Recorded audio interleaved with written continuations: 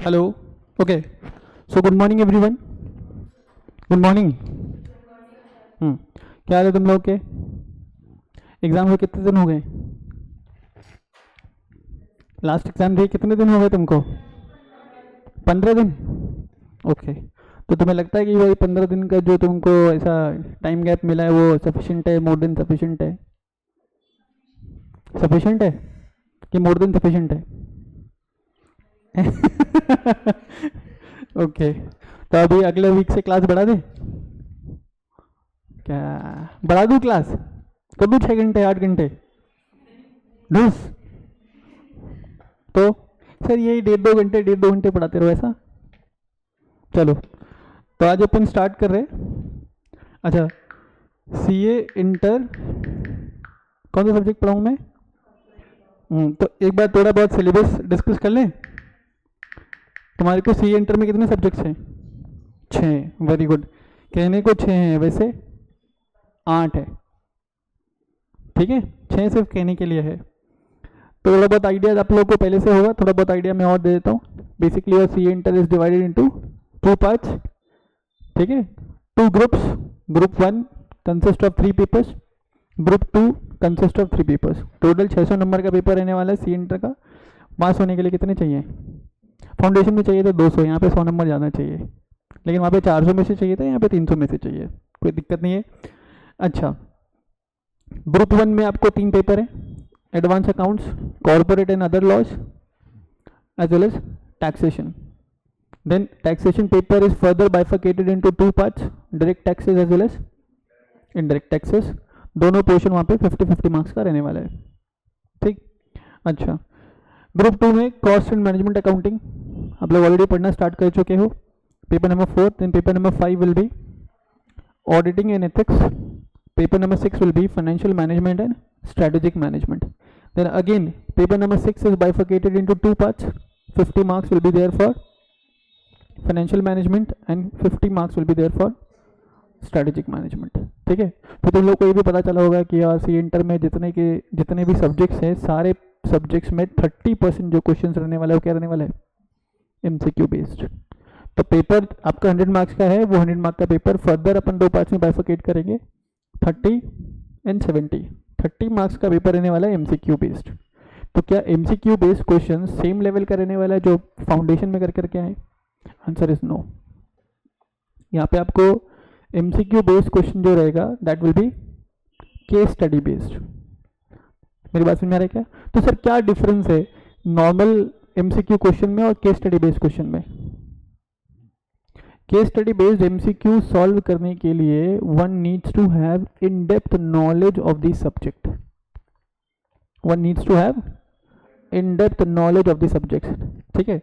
अब जिसने भी फाउंडेशन में मेरे से पढ़ा रहेगा, पहली क्लास के अंदर मैंने बच्चों को बताया था एक्सपेक्टेशन ऑफ द इंस्टीट्यूट, है ना, फ्रॉम अ पर्टिकुलर सब्जेक्ट.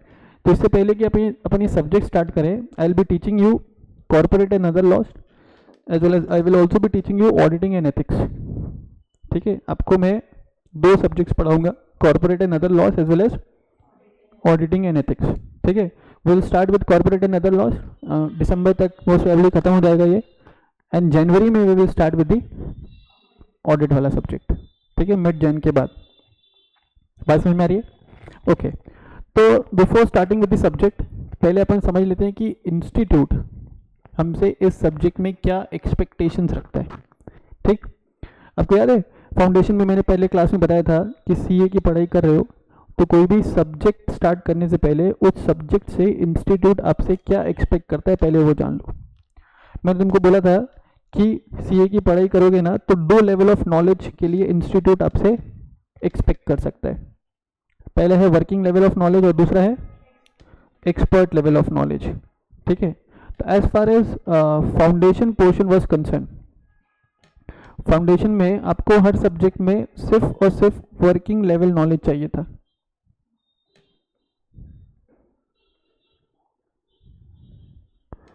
ठीक है.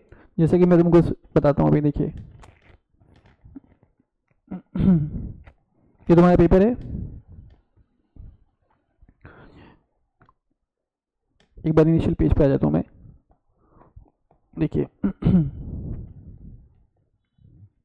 आपको ऑब्जेक्टिव दिया हुआ है पेपर का डिस्क्रिप्टिव पोर्शन में, to develop and understanding of the legal provisions. एक सेकेंड विशाखा, थोड़ा सा इधर हो जाए विशाखा। हाँ, to develop and understanding of the legal provisions and acquire the ability to analyze and apply the laws in practical situations। ठीक, तो ये इंटर, एक बार इसको कंपेयर करके मैं बताता हूँ तुमको फाउंडेशन से। देखो फाउंडेशन में क्या लैंग्वेज था ऑब्जेक्टिव में, ये फाउंडेशन स्टडी मटेरियल,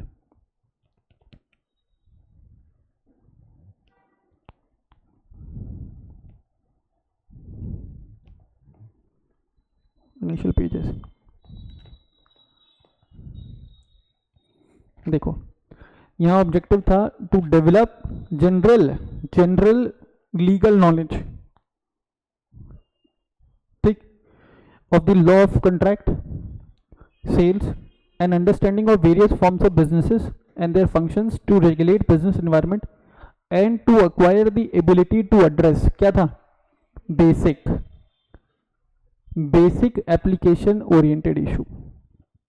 तो यहाँ पे फाउंडेशन में बेसिक वर्ड यूज किया है, फिर general legal knowledge word use किया है, इंटर में ऐसा कोई भी वर्ड यूज नहीं किया है। तो that is the difference. Foundation में working level of knowledge was expected, as far as inter is concern expert level of knowledge is expected. ठीक है, तो इंटर में आप कोई भी सब्जेक्ट पढ़ोगे, एडवांस अकाउंट्स हो गया, ऑडिट हो गया, एफएम हो गया, कॉस्ट हो गया, टैक्स हो गया, उन सब में expert level of knowledge is required, उन सब में expert level of knowledge is required. ठीक है, then as far as this paper is concern,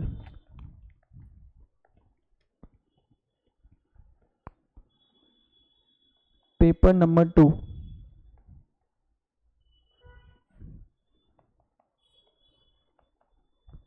corporate and other laws.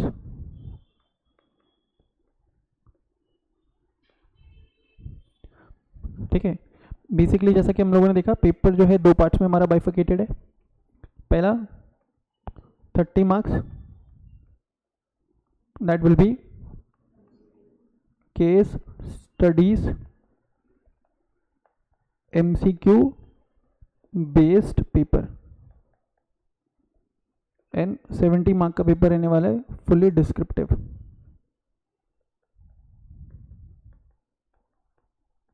ये ओवरऑल एनालिसिस है, ओवरऑल वेटेज है पेपर का। ठीक है, ये आपको ओवरऑल वेटेज है।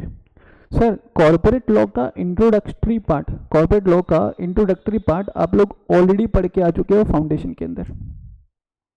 कॉर्पोरेट लॉ का इंट्रोडक्टरी पार्ट ऑलरेडी आप लोग पढ़ के आ चुके हो at your CA foundation level. ठीक है, आप लोगों ने पढ़ा था वहाँ पे कंपनीज एक्ट 2013 का इंट्रोडक्शन।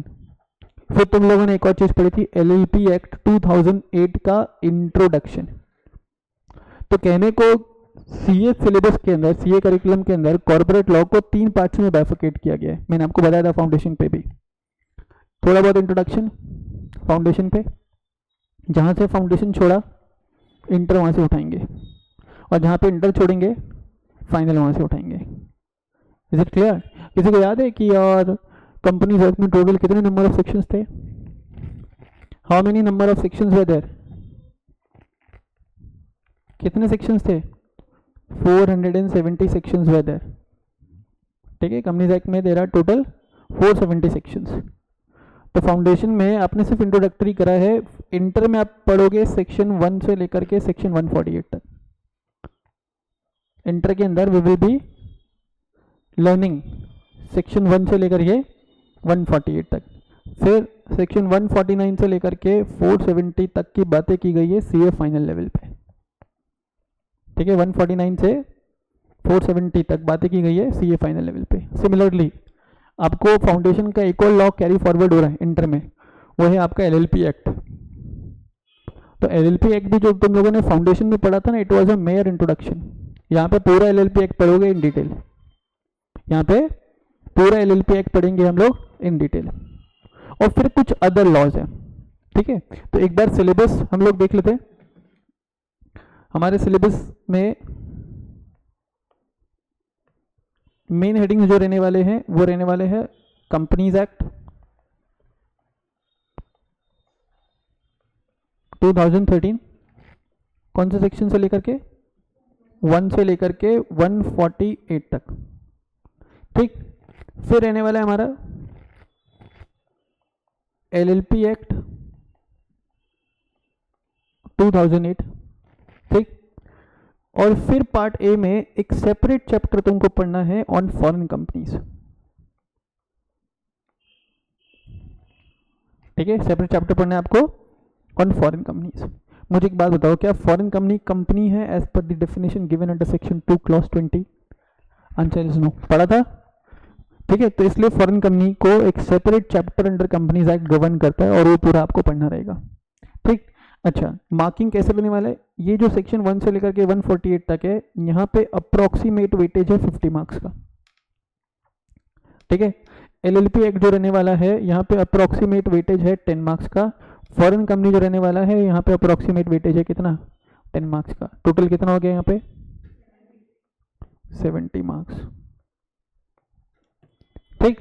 उसके बाद अदर लॉज की मैं बात करूं तो अदर लॉज में आपको 3 एक्ट्स कवर्ड है। पहला आपको कवर्ड है फेमा 1999। हाउएवर फेमा पूरा आपको नहीं है सिलेबस के अंदर, इसका सिर्फ इंट्रोडक्शन है,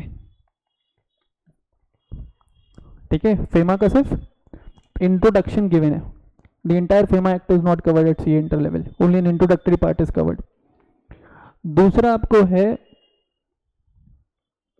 जनरल क्लॉजेज एक्ट।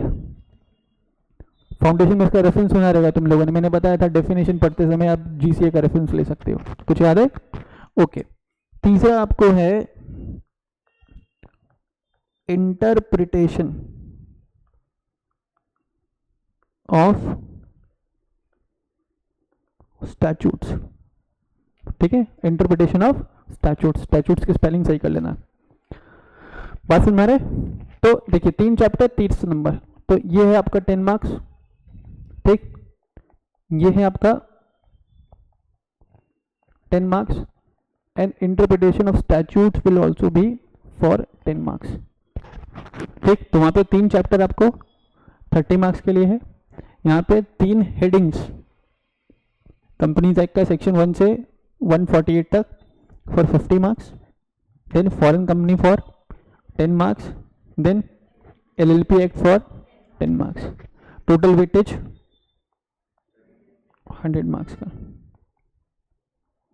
ठीक है। टोटल वेटेज 100 मार्क्स का। अच्छा, जब मैं तुम लोगों को पढ़ाऊंगा तो जैसा कि मैंने तुम लोगों को कहा कि सिलेबस के अंदर एक बहुत बड़ा रोल प्ले करता है क्या? केस स्टडी बेस्ड क्वेश्चंस,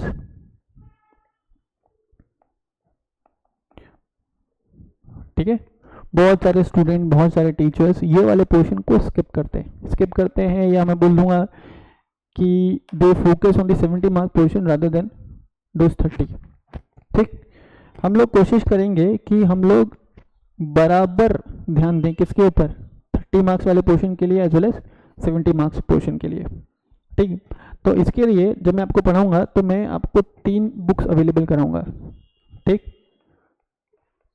मैं आपको 3 मॉड्यूल अवेलेबल कराऊंगा लॉ के बुक्स का, part A, part B as well as part C. Part A and part B will cover 70 marks portion, ठीक है। It will cover 70 marks portion. Part C will cover 30 marks portion, ठीक है। यहां तक की कहानी। उसके बाद मैं आप लोगों को एक case studies based questionnaire provide कराऊंगा,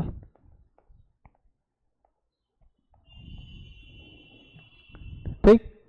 जिसमें आपको सारे प्रोबेबल जो सेक्शंस कवर्ड है सिलेबस के अंदर उसके ऊपर केस स्टडी बेस्ड क्वेश्चंस कुछ मैंने ड्राफ्ट किए हैं, कुछ मैं ड्राफ्ट कर रहा हूं, और कुछ इंस्टीट्यूट के मटेरियल से हम लोगों ने कॉपी किए। कुछ क्वेश्चन मैंने अपने लेवल पे ड्राफ्ट किए हैं, ठीक है, कुछ की ड्राफ्टिंग चल रही है, एक सेकेंड, दूसरा आईपैड देना, आईपैड दूसरा, कुछ की ड्राफ्टिंग में कर रहा हूँ, और कुछ जो अभी मान लो कि रिसेंटली जो एग्ज़ाम कंडक्ट हुआ उसका प्रैक्टिस करवा दूंगा, लास्ट मई में जो एग्ज़ाम हुआ था, जून में जो एग्ज़ाम हुआ था, सॉरी मई, उसका प्रैक्टिस मैं आपको करवा दूंगा।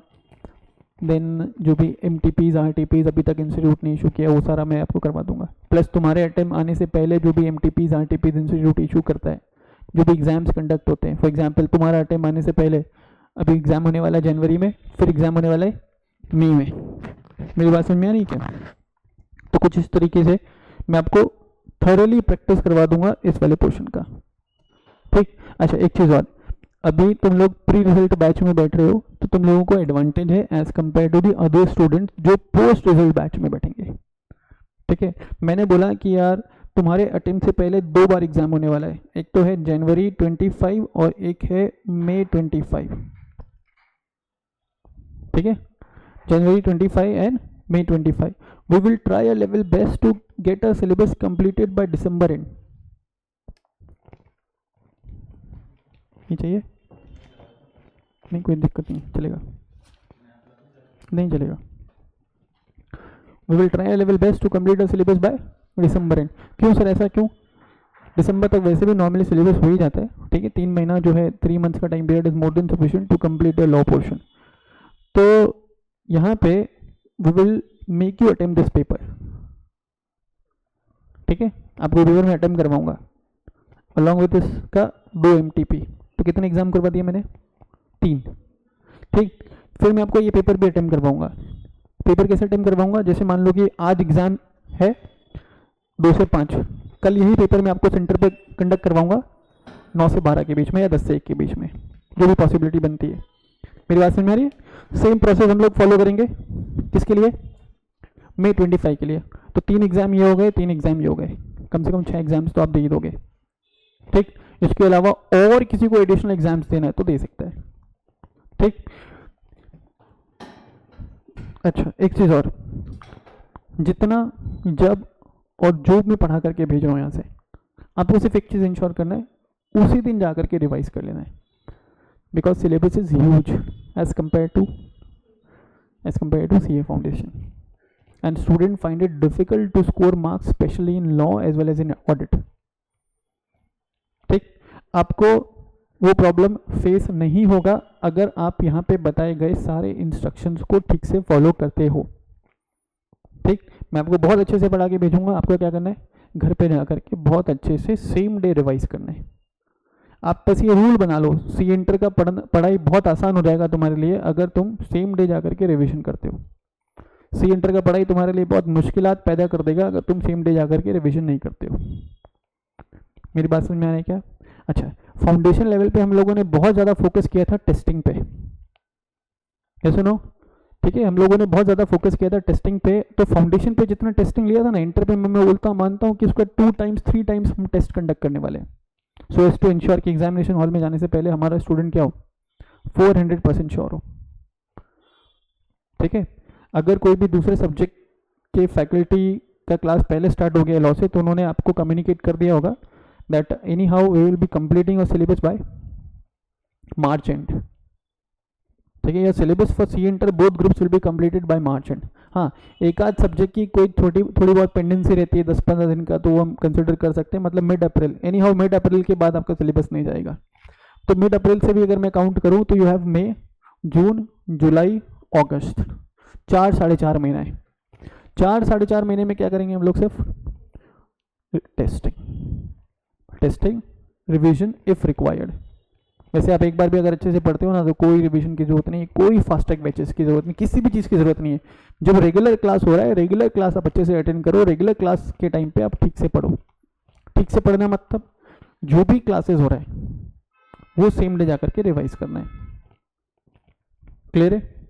जब तक तुम्हारे क्लास का लेंथ नहीं बढ़ता है, मतलब मान लो अभी 2-2.5 घंटे ही आपकी क्लास हो रही है, आने वाले टाइम में हो सकता है 8 से 10 घंटे क्लास है, तो एक रूल बना लो भाई, 8 घंटे अगर मेरी कोचिंग पे क्लास हो रही है तो 3 घंटे तो मुझे सेल्फ स्टडी करना ही है। 10 घंटे अगर मेरी क्लास हो रही है कोचिंग पे तो 2 घंटे सेल्फ स्टडी करना है। पर अगर यही कोचिंग पे क्लास मेरा 6 घंटे ही हो रहा है तो सेल्फ स्टडी के लिए कितना? 4 से 5 घंटे, ठीक है। मैं सिर्फ आपको ये बताना चाहता हूँ कि आपको एक्टिवली इन्वॉल्व रहना है पढ़ाई को लेकर के एक दिन के अंदर कम से कम 12 से 14 घंटे।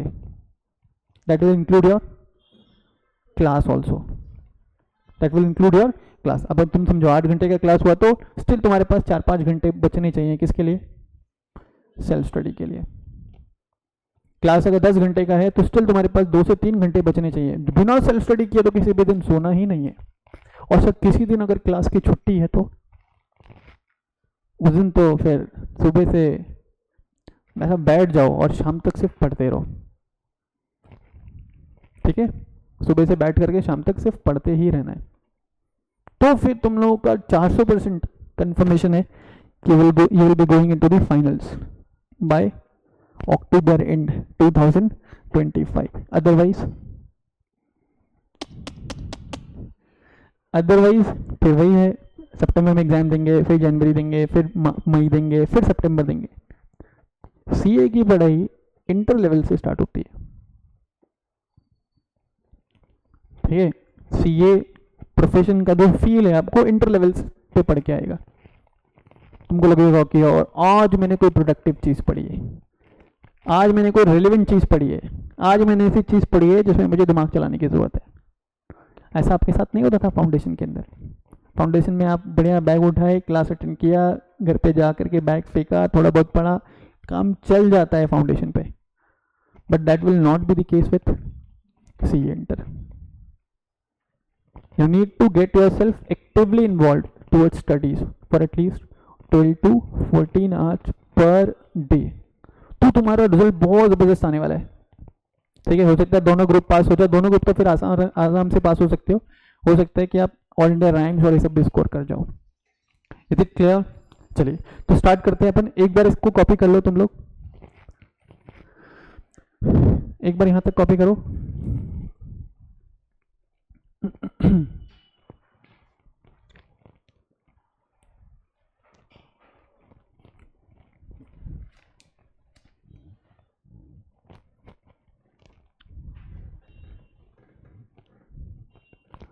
और लॉ के लिए ना देखो एक अलग से नोटबुक भी मेंटेन करके रखना।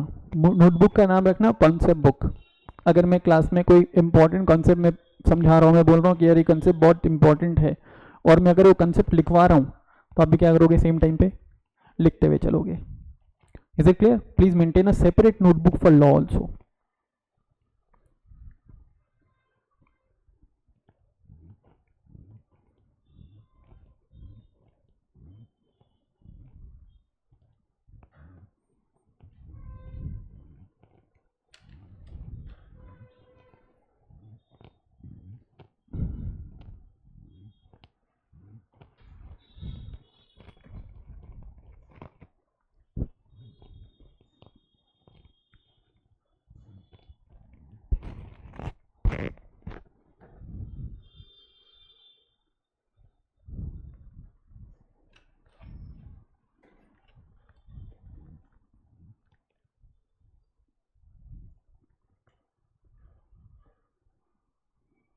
चलो आगे।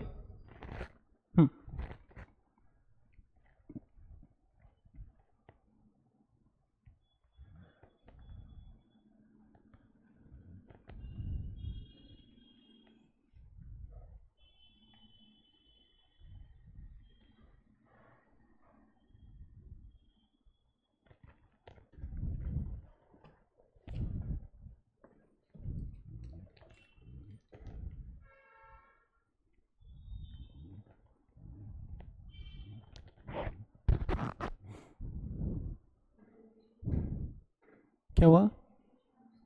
Interpretation of statutes. अच्छा, थोड़ा सा और डिटेलिंग करना है तो ये जो दो एक्ट हैं आपको, general clauses act and interpretation of statute, इनको अपन बोलते हैं इंटरप्रिटेशन लॉज या law of interpretation.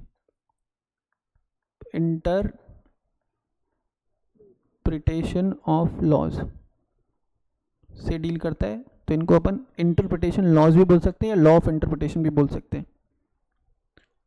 General clauses act and interpretation of statutes को हम कंबाइनली लॉ ऑफ इंटरप्रिटेशन बोल सकते हैं।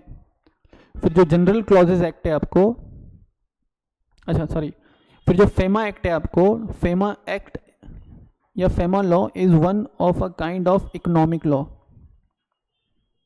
It is one of a kind of economic law.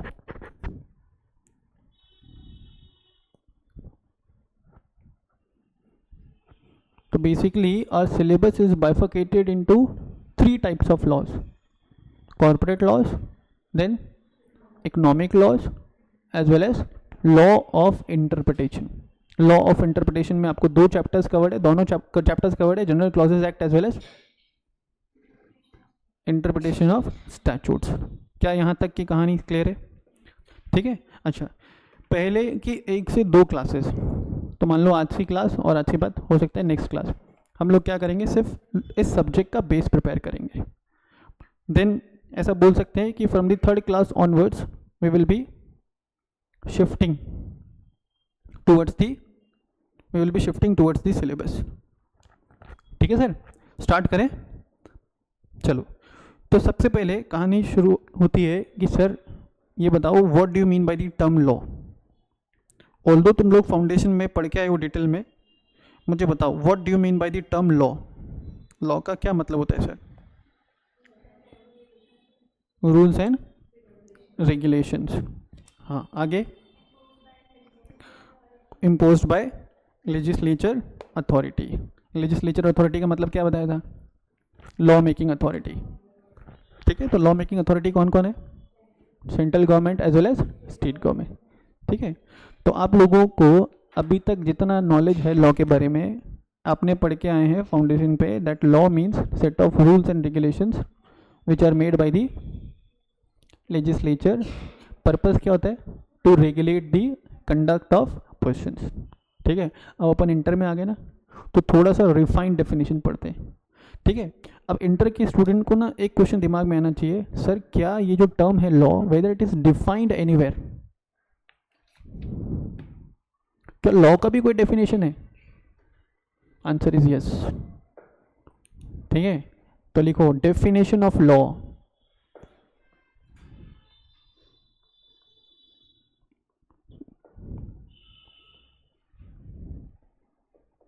Definition of law.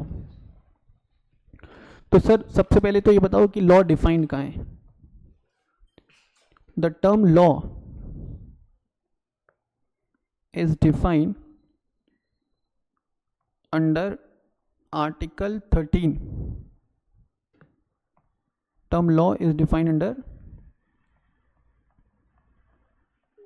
Article 13(3) of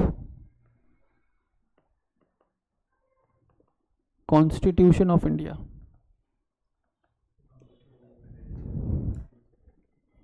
article 13 of constitution of India. Constitution of India के बारे में थोड़ा बहुत अवेयरनेस है. Constitution of India is the supreme document of our country, है ना, and all the persons in our country. अब all the person मैंने बोला, फिर चाहे वो इंडिविजुअल हो, चाहे वो कंपनी हो, चाहे वो फर्म हो, चाहे वो ट्रस्ट हो, चाहे वो सोसाइटी हो, we all derive our powers, we all derive our rights from the Constitution of India, है ना. It is the supreme law of our country. तो कॉन्स्टिट्यूशन ऑफ इंडिया के आर्टिकल नंबर 13 में मेंशन है डेफिनेशन ऑफ लॉ. वहां पे क्या बोला है देखिए, it means all laws that can affect the legal rights, all laws that can affect the legal rights of a citizen, legal rights of citizen.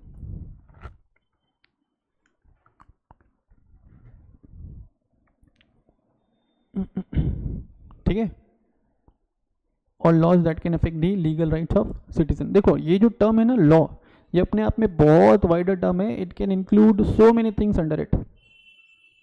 तुम class के अंदर, अभी तुमको आज का शेड्यूल आया था, ठीक है, क्लास का टाइमिंग आया था, वो टाइमिंग पे तुम क्लास में आए, तुमको इंस्ट्रक्ट किया गया कि भाई इस पर्टिकुलर क्लासरूम के अंदर बैठना है. तुम उस पर्टिकुलर क्लासरूम के अंदर चुपचाप बैठ करके मेरी बातें सुन रहे हो, ये भी तो लॉ है। मैंने बोला क्लास ख़त्म होने के बाद अपने घर चले जाना है, ये भी तो लॉ है। मैंने बोला क्लास में पढ़ाते समय तुमको कोई भी हुड़दंग नहीं मचाना है, बीच में नहीं बोलना है, ये भी तो लॉ है। एक दूसरे को कुछ भला बुरा नहीं कहना है क्लास के दौरान, ये भी तो क्या है, लॉ। सुबह उठना है, रात को सोना है, 8 घंटे की क्लास करनी है, 4 घंटे पढ़ना है, it also sounds like law.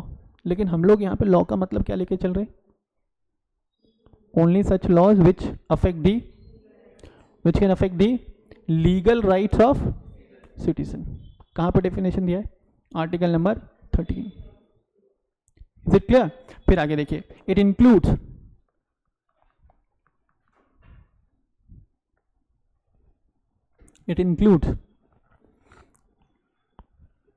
पहला लॉ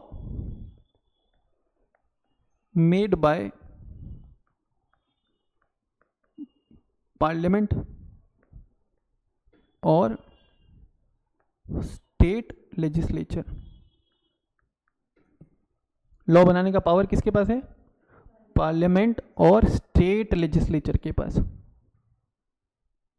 ठीक है, पार्लियामेंट जो लॉज बनाएगा उसको अपन क्या बोलते थे बेटा, पार्लियामेंट जो लॉ बनाएगा उसको अपन बोलते हैं सेंट्रल लॉज। ठीक है, स्टेट लेजिस्लेचर जो लॉ बनाएगा उसको अपन क्या बोलते हैं, स्टेट लॉज। पार्लियामेंट्री लॉज बनता है by passing into both the houses of parliament, lower house and upper house, Lok Sabha and Rajya Sabha. कुछ याद है? स्टेट लॉज बनता है किसमें, स्टेट विधानसभा में। ठीक, सेंट्रल लॉज का applicability, it will be applicable to the whole of India. It will be applicable to the whole of India. State laws will be applicable only to a particular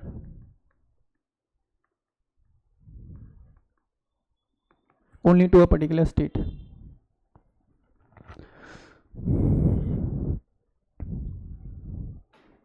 तो law includes any law made by the parliament और state legislature. Sir, law बनाने का power parliament और state legislature को ही है, ऐसा कहां लिखा है? हमने बोला कि पार्लियामेंट और state legislature can make laws. Next question arise होना चाहिए कि लॉ बनाने का पावर पार्लियामेंट या स्टेट लेजिस्लेचर को ही है, ऐसा कहां लिखा हुआ है? तो बेटा ऐसा लिखा हुआ है अंडर आर्टिकल नंबर 245। ऐसा लिखा हुआ है कहां पे, under article number 245 of constitution of India. तो article number 245 of the constitution gives powers to make laws on various subject matters. Powers किसको, सेंट्रल गवर्नमेंट को as well as state government को। सर, सेंट्रल गवर्नमेंट और state government को ही क्यों powers है? Because central government and state government are given with the responsibility. Central government के ऊपर रिस्पॉन्सिबिलिटी है ना, to manage the affairs of the entire nation.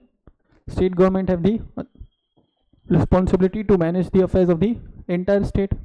तो भाई जब तुमने उसके ऊपर रिस्पॉन्सिबिलिटी डाला तो रिस्पॉन्सिबिलिटी को डिस्चार्ज करने के लिए उनको क्या देना पड़ेगा, पावर्स देने पड़ेंगे। Thus article number 245 of the constitution grants power to make laws on different subject matters. तो सर आप ऐसा बोलना चाहते हो कि central government and state government के पास ही पावर है लॉ बनाने का? Answer is yes. तो सर क्या central government and state government किसी भी सब्जेक्ट मैटर पे लॉज बना सकती है? क्या सेंट्रल गवर्नमेंट या स्टेट गवर्नमेंट किसी भी सब्जेक्ट मैटर पे लॉज बना सकती है? Answer is no. अगर ऐसा हो गया तो हो सकता है कि सेंट्रल गवर्नमेंट या स्टेट गवर्नमेंट अपने पावर्स का क्या करे, मिसयूज।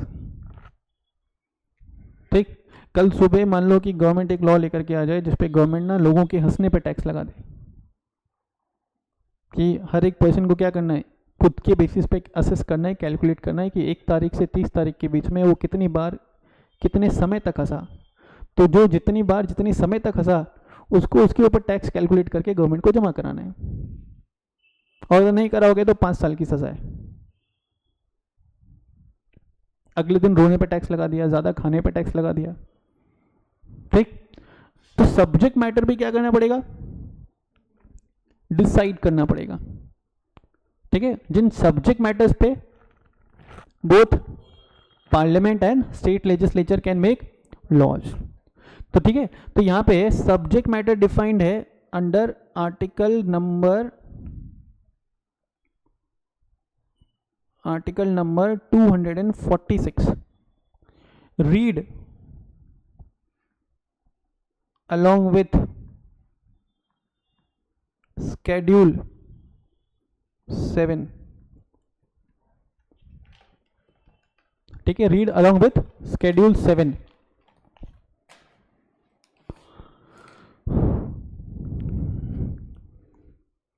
तो यहां पे क्या गिवन था, पावर टू मेक लॉज 245 में, power to make laws.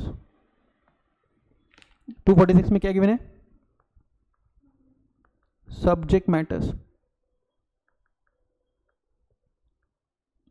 on which laws can be made, subject matter on which laws can be made। तो article number 246 read along with schedule 7। Schedule 7 में आपको 3 list दिया हुआ है, schedule 7 में आपको 3 list given है। पहला है आपको यूनियन लिस्ट, दूसरा है आपको state list, and third one is concurrent list.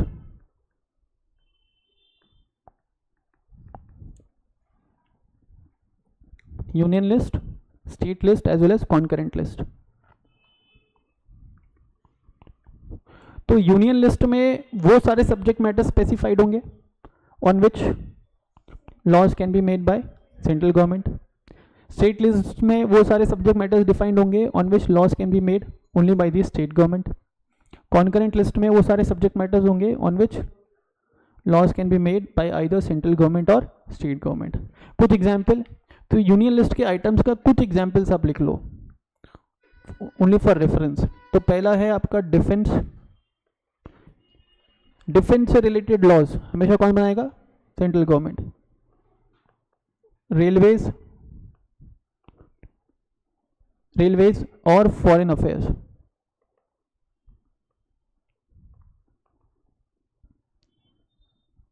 Etcetera. State list में लिखिए agriculture, agriculture, then police, health, etcetera. Concurrent list का कुछ एग्जाम्पल लिख लो, forest, education, etcetera.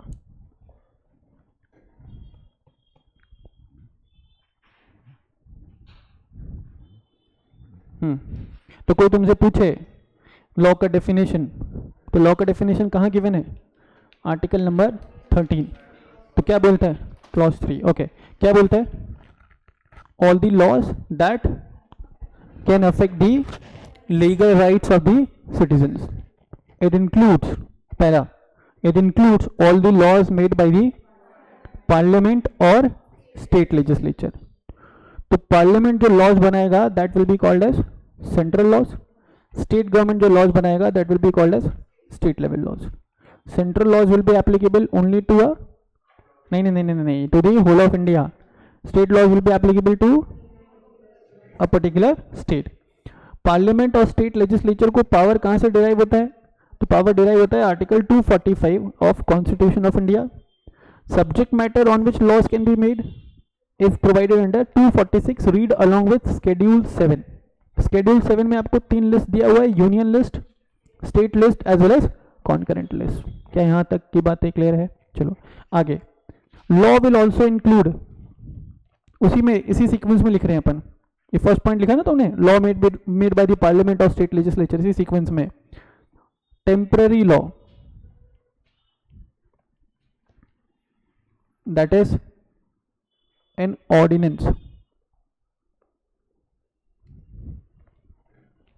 Law include ordinance. अब सर ऑर्डिनेंस क्या होता है बताऊंगा, थोड़ी देर रुक जाओ बस।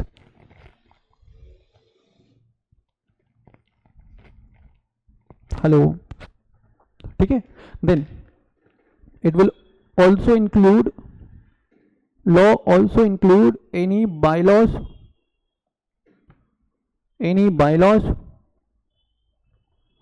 comma rules, comma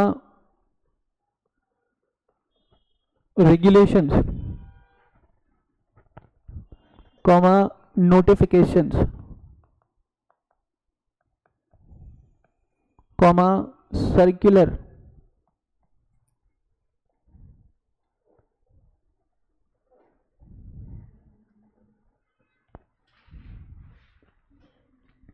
नोटिफिकेशन और सर्कुलर। क्या हुआ? हाँ, ये लॉ का डेफिनेशन ही पढ़ रहे हो। It will include law made by the parliament और state legislature, it will include an ordinance, it will include bylaws, rules, regulations, notifications, circular। क्या तुमको ऑर्डिनेंस का मतलब मालूम है? नहीं, बोलो ना। क्या तुमको बायलॉज का मतलब मालूम है? बोलो ना, बोलो। रूल्स का मतलब? नहीं। रेगुलेशंस? नहीं। नोटिफिकेशंस? नहीं। सर्कुलर? नहीं। तो पहले क्लास है, इंटर में आ गए, पहले इन सब चीज़ों को समझ लेते। क्लियर? ठीक है। अच्छा, मान लो कि भाई एक बंदा है आज़ाद क्लास के अंदर, आज़ाद ठीक से काम करे, उसके लिए आज़ाद के सारे बॉडी पार्ट्स ठीक से काम करने चाहिए, हाँ या ना? मैंने बोला कि आज़ाद ठीक से पढ़ाई करे, उसके लिए आज़ाद के सारे बॉडी पार्ट्स, गुर्दा हो गया, दिल हो गया, किडनी हो गया, ठीक, आंखें हो गई, ये सब क्या होना चाहिए? ठीक से काम करना चाहिए। ठीक है। आज़ाद के ऑर्गन्स ठीक से काम करेंगे ना, तो आज़ाद ठीक से काम करेगा, हाँ या ना? सिमिलरली सेंट्रल गवर्नमेंट के 3 ऑर्गन्स होते हैं। ठीक है, सेंट्रल गवर्नमेंट के 3 ऑर्गन्स हैं।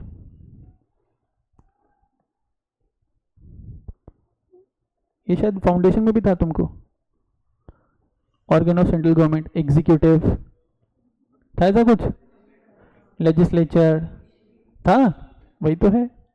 तो लिखो, पहला हो गया आपको legislature, legislative authority, in short बोलते हैं लेजिस्लेटिव। दूसरा एग्जीक्यूटिव, और तीसरा क्या था? Judiciary. Legislative, executive and judiciary. Legislative का क्या काम है? टू मेक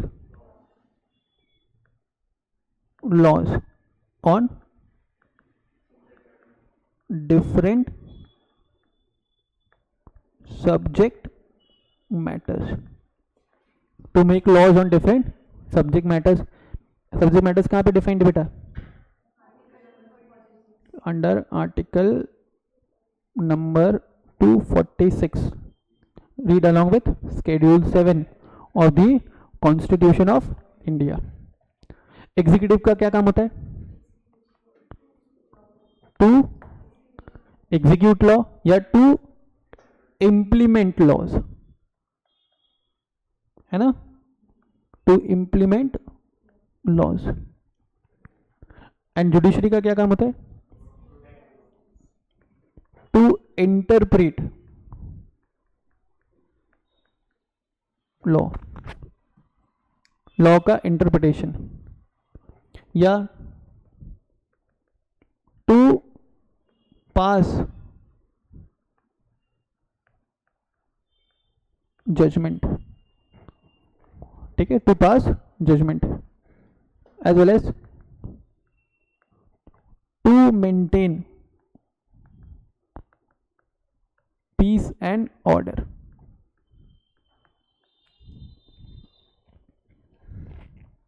ठीक है, सेंट्रल गवर्नमेंट के 3 organs, legislative, then executive, then judiciary. Legislative का काम है लॉ बनाना, एग्जीक्यूटिव का काम है लॉ को इम्प्लीमेंट करवाना, और जुडिशरी का काम है लॉ को इंटरप्रेट करना, है ना, लॉ को इंटरप्रेट करना, जजमेंट पास करना, as well as peace and order maintain करना. ठीक है ना. चलो आगे आगे देखो. सर लेजिस्लेटिव अथॉरिटी में कौन कौन होता है? तो यहाँ पे it will be it consist of president, लिखते जाओ, देन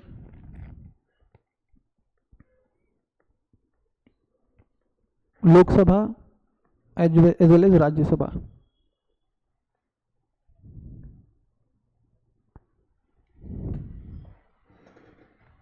लोकसभा एंड राज्यसभा.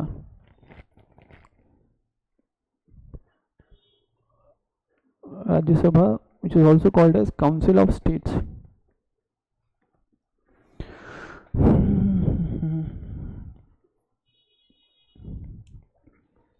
ये इसके मेंबर्स हैं. देन एग्जीक्यूटिव में कौन कौन आएगा? President,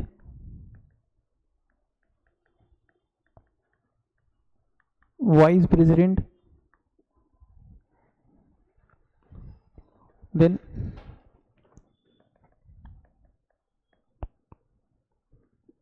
prime minister and his council of prime minister and his council of ministers, जिसको कैबिनेट भी बोलते हैं अपन.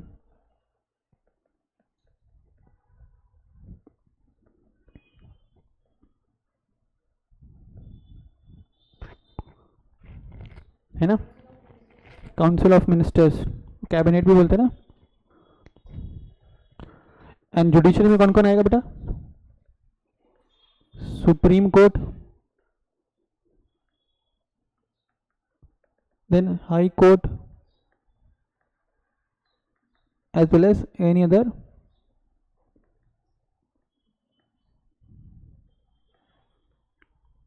Subordinate court. Supreme court, high court, as well as any other subordinate court. चलो फिर से लॉ का डेफिनेशन क्या बोलते था? Law means any law that legally binds the citizen of India. It includes any law made by the parliament और state legislature. It will include ordinance, it will include bylaws, rules, regulations, notifications and circulars. ठीक है. फिर अपन ने क्या पढ़ा? Organs of central government. तो central government के 3 organs है.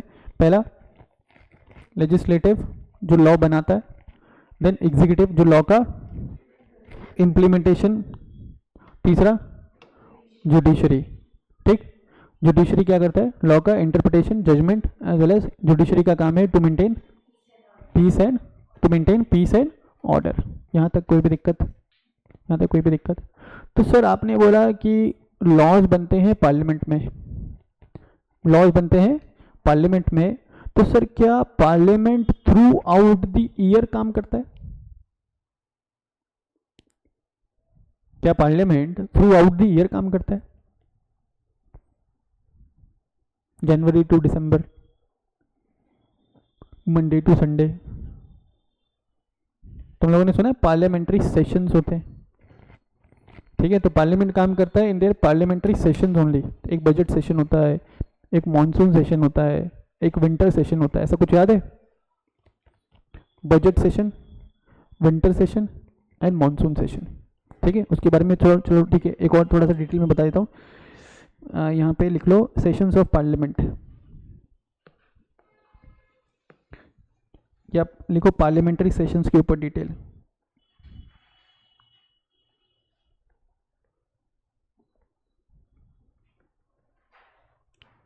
Parliamentary sessions.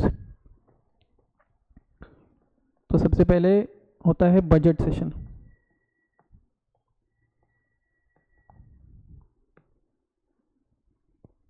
बजट सेशन ये बेसिकली चलता है आपका जनवरी एंड से लेकर के मई एंड तक।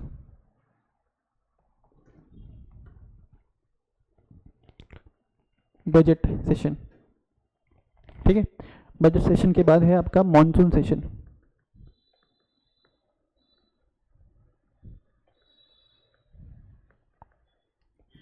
मॉनसून सेशन चलेगा जुलाई टू अगस्त।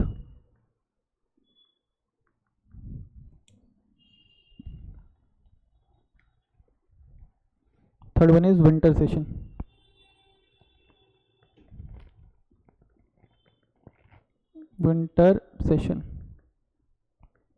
चलेगा आपका नवंबर से दिसंबर।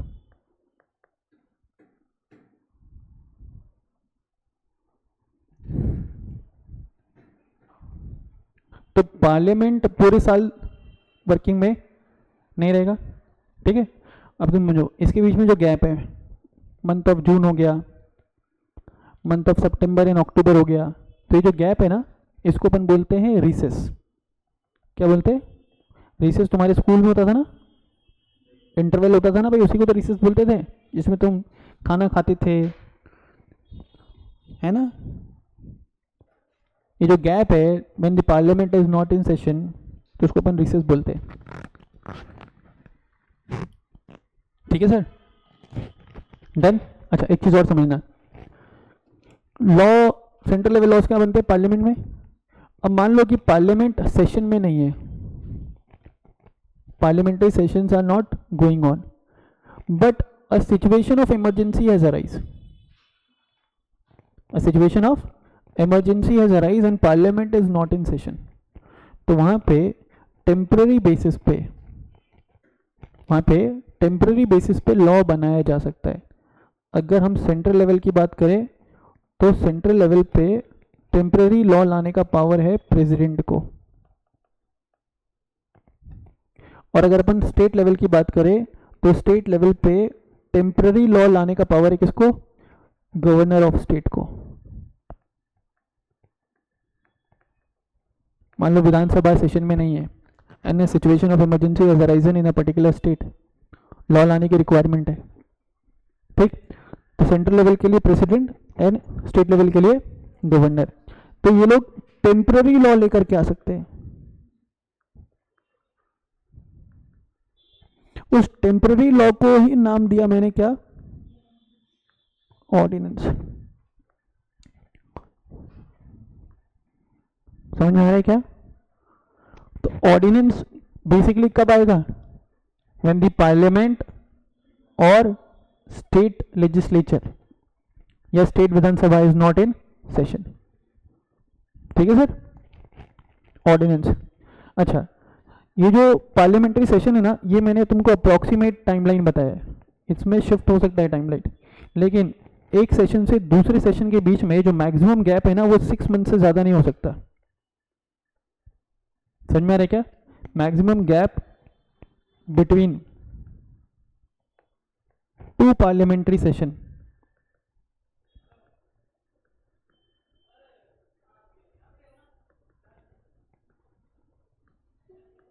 cannot be of more than 6 months। 2 parliamentary session के बीच में टाइम गैप मैक्सिमम 6 महीने का हो सकता है। तो मुझे एक बात बताओ, ऑर्डिनेंस का वैलिडिटी पीरियड क्या रहेगा? Maximum 6 months. क्यों? क्योंकि जैसे पार्लियामेंट सेशन में आया तो ऑर्डिनेंस को पेश किया जाएगा, ठीक है। तो देखो ऑर्डिनेंस का जो मैक्सिमम टाइम लेंथ है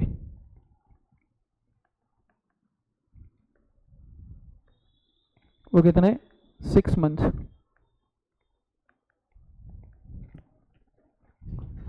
ठीक है, 6 मंथ्स प्लस 6 वीक का कंसेप्ट है। अभी 6 वीक्स क्या है मैं समझाता हूँ।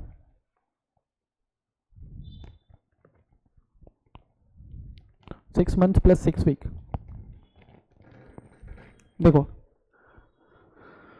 ऑर्डिनेंस लेकर के आए कौन, प्रेसिडेंट, मान लो प्रेसिडेंट लेकर के आए ऑर्डिनेंस। अब उनके ऑर्डिनेंस लाने के बाद पार्लियामेंट सेशन में आया, ऑर्डिनेंस लाने के बाद पार्लियामेंट केम इनटू सेशन, है ना, then it will be presented before the parliament, it will be presented before the parliament. तो जिस दिन प्रेजेंट हुआ पार्लियामेंट में, वहां से 6 हफ्ते में डिसाइड करना है कि वो ऑर्डिनेंस एक्सेप्ट करना है या कैंसिल करना है। अगर वो ऑर्डिनेंस एक्सेप्ट हो गया, it will become an act. मेरी बात समझ में आ रहा है क्या, प्रेजेंटेड बिफोर द पार्लियामेंट क्या ordinance, if accepted it will become an act, ठीक है, नॉट एक्सेप्टेड तो ऑर्डिनेंस अपने आप ही क्या हो जाएगा बेटा, रूल आउट हो जाएगा, कैंसिल हो जाएगा। क्या यहां तक सारी बातें क्लियर है? तो आपको लॉ का मतलब क्लियर है? लॉ का मतलब that legally binds the citizen, it includes law made by the legislative authority, ठीक है, लाइक पार्लियामेंट और स्टेट लेजिस्लेचर। उनको पावर कहां से मिला, आर्टिकल 246 में और 245। कौन से सब्जेक्ट मैटर पे लॉज बना सकते हैं, given under article number 246। Read along with schedule 7, ठीक है। शेड्यूल 7 में 3 list, union, state as well as concurrent list, ठीक है। फिर आपने पढ़ा कि लॉ इंक्लूड्स एन ऑर्डिनेंस, ठीक है। फिर आपने पढ़ा लॉ इंक्लूड्स बाय लॉज। अब बाय लॉज क्या होता है, बाय लॉज का मतलब है किसी इंस्टीट्यूशन के खुद के बनाए हुए लॉज। जैसे एग्जाम्पल समझो, इंडिया में सेंट्रल गवर्नमेंट ने एक अथॉरिटी कॉन्स्टिट्यूट किया in the name of ICAI under an special act, CA act, ठीक। ICAI के ऊपर रिस्पॉन्सिबिलिटी डाली है क्या, ICAI के ऊपर रिस्पॉन्सिबिलिटी डाली क्या, to regulate the accounting and auditing profession in India. So in order to regulate the accounting and auditing profession in India, ICAI can have their own bylaws. Can have their own bylaws. India में government ने एक authority constitute किया in the name of SEBI for the purpose of regulating and controlling the capital market. SEBI money market को regulate नहीं करता, money market को RBI regulate करता है आज भी। सेबी कैपिटल मार्केट रेगुलेट करता है, कैपिटल मार्केट रेगुलेटर है सेबी। तो सेबी के खुद के क्या हो सकते हैं, बायलॉज। तो बायलॉज नॉर्मली क्या होता है, एक ऑर्गेनाइजेशन का स्पेसिफिक लॉज है जो सिर्फ उनके ऊपर बाइंडिंग है या जो सिर्फ उनके ऊपर एप्लीकेबल है। CA बनने के लिए तुमको फाउंडेशन पास करना है, इंटर पास करना है, आर्टिकलशिप करना है, ट्रेनिंग करना है, फाइनल का एग्जाम क्लियर करना है, तब जाकर के तुम CA बनोगे। It is given in the bylaws. मेरी बात समझ में आ रहा है क्या? तो बायलॉज एक ऑर्गेनाइजेशन बेस्ड हो सकता है, ठीक। उसके बाद है रूल्स। तो रूल्स क्या होता है, तो तुम समझना, यहां पे लेजिस्लेटिव ने लॉज बनाए, उन लॉ को इंप्लीमेंट करने की जिम्मेदारी किसके ऊपर है, एग्जीक्यूटिव के ऊपर। और एग्जीक्यूटिव में बेसिकली आ कौन रहा है, गवर्नमेंट, है ना। तो देखो प्रोविजंस में तुमको गिवन रहता है, मैंने आपको बता रखा है पहले क्या करना है क्या नहीं करना है, उसको कैसे करना है, how to implement the provisions. तो प्रोसेस ऑफ इंप्लीमेंटेशन आपको गिवन होता है कहां पे, रूल्स में। रेगुलेशन में भी सेम चीज है, बट डिफरेंस ये है कि rules are made by the government. अगर सेंट्रल लेवल लॉज है तो सेंट्रल लेवल लॉज के रिस्पेक्ट में रूल्स बनाएगा सेंट्रल गवर्नमेंट। अगर स्टेट लेवल लॉज है तो स्टेट लेवल लॉज के रिस्पेक्ट में रूल्स बनाएगा स्टेट गवर्नमेंट। अब रेगुलेशंस कौन बनाते हैं, तो रेगुलेशंस बनाते हैं any designated body of the central government और state government. For example RBI, अगर हमारे देश में RBI नहीं होता तो मॉनेटरी पॉलिसी को रेगुलेट करने की जिम्मेदारी अल्टीमेटली किसके ऊपर आती है, सेंट्रल गवर्नमेंट के ऊपर। सेंट्रल गवर्नमेंट ने अपने पावर्स डेजिग्नेट किए हैं to RBI. RBI is a designated authority, तो RBI can make regulations. Central government ने अपने पावर्स डेजिग्नेट किए हैं सेबी को for the purpose of controlling the capital market. Thus SEBI can make regulations. Telecommunication sector को regulate करने के लिए सेंट्रल गवर्नमेंट ने एक अथॉरिटी कॉन्स्टिट्यूट किया in the name of try, TRAI. तो try can also make regulations. मेरी बात समझ में नहीं क्या? तो रेगुलेशंस कौन बनाता है? Designated body of central government, like RBI, like SEBI, like try, like NHAI. NHAI सुना होगा तुम लोगों ने, national highway authority of India.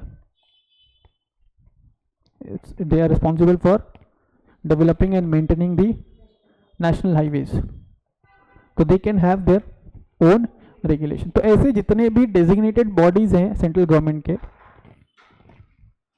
ऐसे जितने भी designated bodies हैं किसके? सेंट्रल गवर्नमेंट के, वो क्या कर सकते हैं? रेगुलेशंस बना सकते हैं. तो आपको दो चीजें क्लियर है. पहला क्या? देखो, लॉज मेड बाय लेजिस्लेचर तुमको क्लियर है, ऑर्डिनेंस तुमको क्लियर है, बायलॉज तुमको क्लियर है, रूल्स तुमको क्लियर है, रेगुलेशंस तुमको क्लियर है. ठीक है, रूल्स और रेगुलेशंस में प्रोसेस ऑफ इंप्लीमेंटेशन ही दिया रहता है. सिर्फ डिफरेंस इतना है कि रूल्स बनाता है गवर्नमेंट और रेगुलेशंस बनाता है डेजिग्नेटेड बॉडी ऑफ गवर्नमेंट. अब एक नया टर्म आता है यहाँ पे, it also includes notifications as well as circulars. ठीक है, तो अपन देखते हैं नोटिफिकेशन और सर्कुलर में क्या डिफरेंस होता है. लिखो next, notification and circular. Notification तुम लोगों ने कंसेप्ट सुना है क्या पहले? नोटिफिकेशन, अब नोटिफिकेशन वर्ड तो सुना ही रहेगा ना. क्या होता है? Facebook notification, Instagram notification. ये हम लोग यहाँ पे गवर्नमेंट नोटिफिकेशन की बात कर रहे हैं. देखो पहले थोड़ा बहुत लिखते हैं फिर समझेंगे.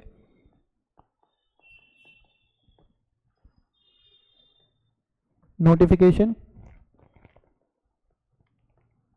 और दूसरा है सर्कुलर.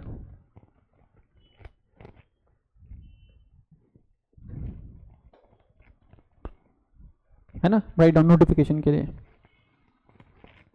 अब notification, a notification refers to,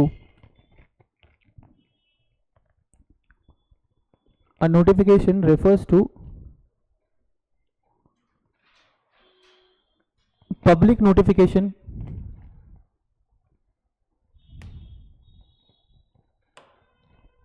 it refers to a public notification which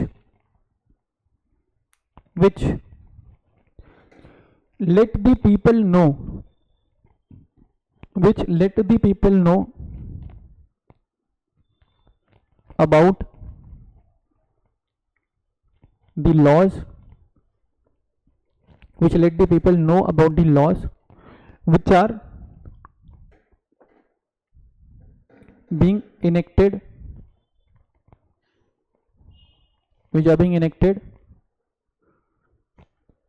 and how they are going to affect the public.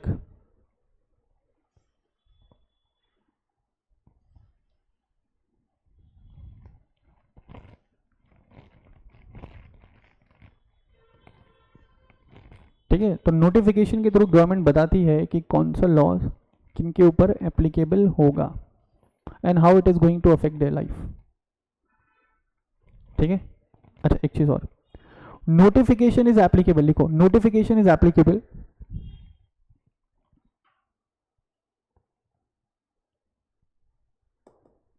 notification is applicable on both general public, it is applicable on both general public as well as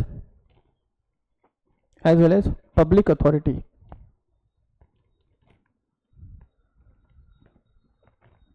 It is applicable on both पहला general public as well as public authority.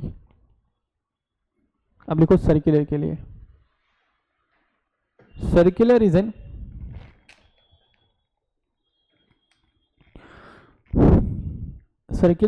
internal document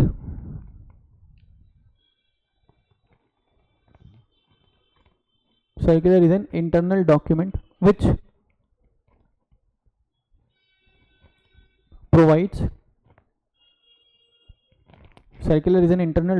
provides clarity about any provisions of law. मान लो कि कोई provision ambiguous nature का है, वेग है, तो उसके ऊपर गवर्नमेंट क्लैरिटी दे सकता है बाय वे ऑफ सर्कुलर. मेरी बात समझ में आ रही क्या? नेक्स्ट लिखिए. Circulars are applicable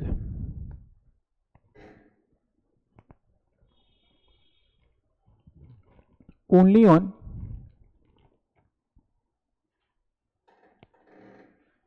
specific members of parliament or assembly. Specific members of parliament or assembly.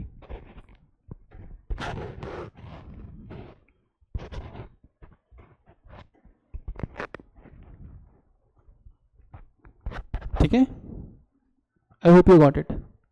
Notification के थ्रू गवर्नमेंट क्या बता रही है, कौन सा लॉज किन के ऊपर कैसे एप्लीकेबल है. सर्कुलर बेसिकली इशू होता है किसके लिए? To bring clarity in the provisions. कई बार होता है कि भाई प्रोविजन, एक लॉ में प्रोविजन इनकॉर्पोरेट किया गया है लेकिन उसके मल्टीपल इंटरप्रिटेशंस निकल रहे हैं. आपको मैं पढ़ रहा हूँ एक जगह पे ऑडिट ऑफ कंपनीज में, एक चैप्टर आएगा आपको कंपनी लॉ में, ऑडिट ऑफ कंपनीज में आपको गवर्नमेंट कंपनीज के ऑडिट से रिलेटेड में एक प्रोविजन पढ़ाऊंगा कि जब वो प्रोविजन एक्चुअली में आया था it created so much confusion amongst the professionals. फिर उसके बाद एक सर्कुलर आया और सर्कुलर में क्लैरिटी दिया गया किसके रिलेशन में? In relation to the interpretation of the provision. क्योंकि जब भी कोई लॉ बनता है कोई भी, या लॉ लिखा जाता है with certain intention, with a particular intention, तो वो इंटेंशन क्लैरिफाई होता है थ्रू सर्कुलर. मेरी बात समझ में आ रही है क्या? तो लॉ का डेफिनेशन आपको क्लियर है? लॉ का डेफिनेशन दिया हुआ है किसमें? Article number 13 clause 3 of constitution of India. ठीक है, डेफिनेशन मतलब लॉ पास्ड बाय पार्लियामेंट और स्टेट लेजिस्लेचर. दूसरा टेम्पररी लॉ और टेम्पररी लॉ लाइक ऑर्डिनेंस. फिर bylaws, rules, regulations, notifications, circular. क्या यहाँ तक की कहानी क्लियर है? आगे हम डिस्कस करते हैं how laws are made. How laws are made in India.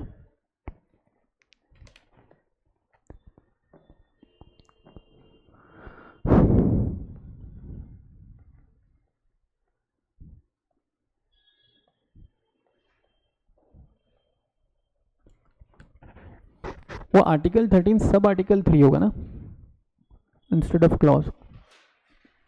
ठीक है, क्लॉज आप कहाँ पे यूज करते हो? Only with the definitions given under. ठीक है, देखिए हाउ लॉज आर मेड.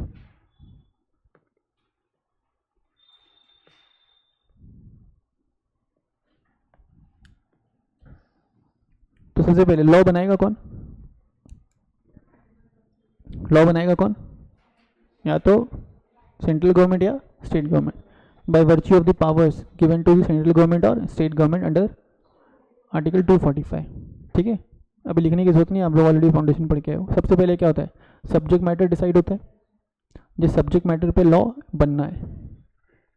फिर एक कमेटी ऑफ एक्सपर्ट कॉन्स्टिट्यूट होगा. कमेटी ऑफ एक्सपर्ट में कौन से लोग होंगे? वो लोग जिनको उस सब्जेक्ट मैटर का थॉरो नॉलेज है, एक्सपीरियंस है, या उसी फील्ड में काम कर रहे हैं. वो कमेटी ऑफ एक्सपर्ट क्या करेंगे? एक ड्राफ्ट बनाएंगे.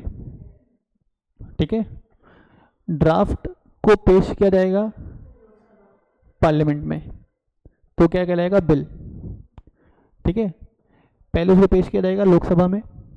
If it gets the consent of majority, तो फिर उसको पेश किया जाएगा किसमें? राज्यसभा में. राज्यसभा में भी if it gets the consent of majority, ठीक, then it will be presented before the president. President ने अपना कंसेंट दे दिया तो that bill will become act. पहले ड्राफ्ट था, ड्राफ्ट के बाद वो बिल बना और बिल के बाद वो एक्ट बना। ठीक है, अब एक्ट के रेफरेंस में दो डेट हम लोग पढ़ते हैं, एक तो होता है इनेक्टमेंट डेट और एक होता है कमेंसमेंट डेट। इनेक्टमेंट डेट का मतलब क्या था, जिस डेट को प्रेसिडेंट ने साइन किया। कमेंसमेंट डेट क्या था, जिस डेट से वो एक्ट एनफोर्समेंट में आया। समझ में आ रहा है क्या? इनेक्टमेंट डेट और कमेंसमेंट डेट दोनों अलग अलग हो सकता है। इनेक्टमेंट डेट और commencement date they both can be different. Is it clear? क्या यहाँ तक की सारी बातें क्लियर हैं आपको? ठीक, तो नेक्स्ट क्लास में हम स्टार्ट करेंगे हमारा part A of the syllabus, that is corporate loss. ठीक है, आज का डिस्कशन यहीं तक। आज मैंने आपको सब्जेक्ट को ओवरव्यू दिया और मैंने कुछ बेसिक, ठीक है, चीज़ें डिस्कस करी लॉ के बारे में। आज जो भी डिस्कशन किया उसका हमारे सिलेबस से, सब्जेक्ट के सिलेबस से कोई भी रिलेवेंसी नहीं है। ठीक है, पहले के 2-3 क्लास में हम लोग सिर्फ बेस प्रिपेयर करेंगे सब्जेक्ट का, then we will switch on to the syllabus. Is it clear? अच्छा, कंपनीज एक्ट का थोड़ा बहुत आइडिया है? तुम लोग फाउंडेशन में पढ़ करके आए हो, क्या क्या चीज़ें पढ़ करके आए हो? कंपनीज एक्ट का हिस्ट्री इंडिया में, तो कंपनीज एक्ट इंडिया में सबसे पहले कब आया था? इंडिया में कंपनीज एक्ट कुछ ऐसा याद है? 1850 में आया था, brought by the Britishers in the name of joint stock companies act. फिर फर्दर मॉडिफाइड 1856, नहीं 1856 नहीं था, 1857 था शायद।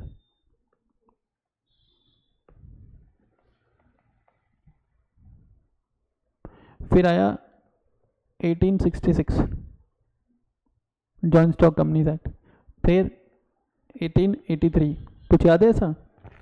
फिर 1913, फिर 1956, फिर 2013। अच्छा, एक चीज़ और, फाउंडेशन में जो तुमको सब्जेक्ट था ना, दैट सब्जेक्ट वाज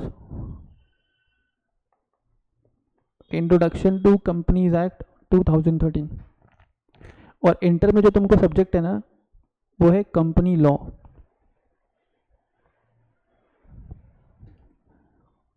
तो is there any difference? Foundation में आपको कंपनीज एक्ट 2013 था, इंटर में आपको कंपनी लॉ है फ्रॉम सेक्शन 1 to 148। तो is there any difference?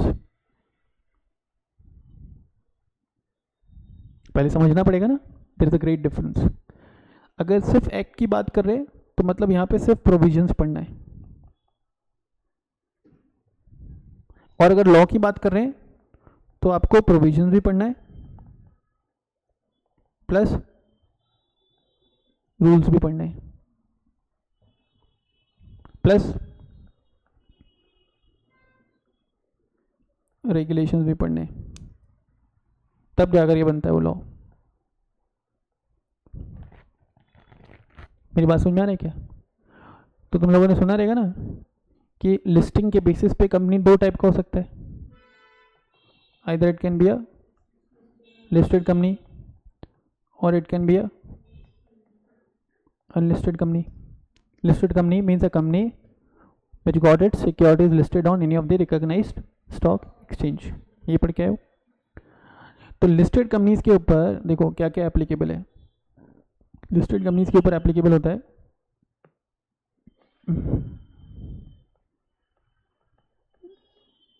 Provisions of companies act 2013 plus rules made by CG plus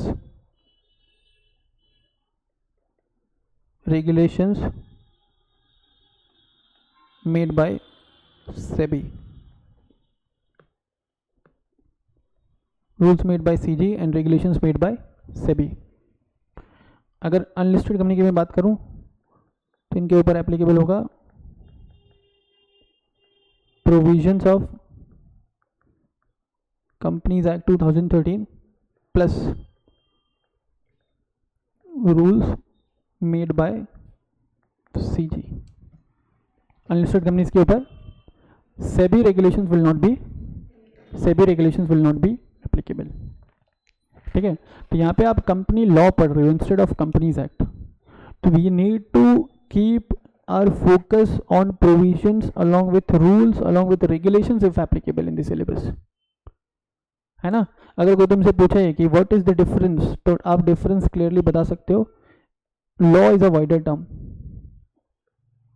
it include rules and regulations also, and act is a part of law. Act is a part of law. Is it clear? Foundation में पढ़ा था act, अभी अपन पढ़ रहे हैं company law. Corporate laws पढ़ रहे हो ना, तो कॉर्पोरेट का मतलब क्या है यहाँ पे, कंपनी। Is it clear? तो this was a brief introduction, rest we will continue in our next lecture. Till then, bye bye, take care.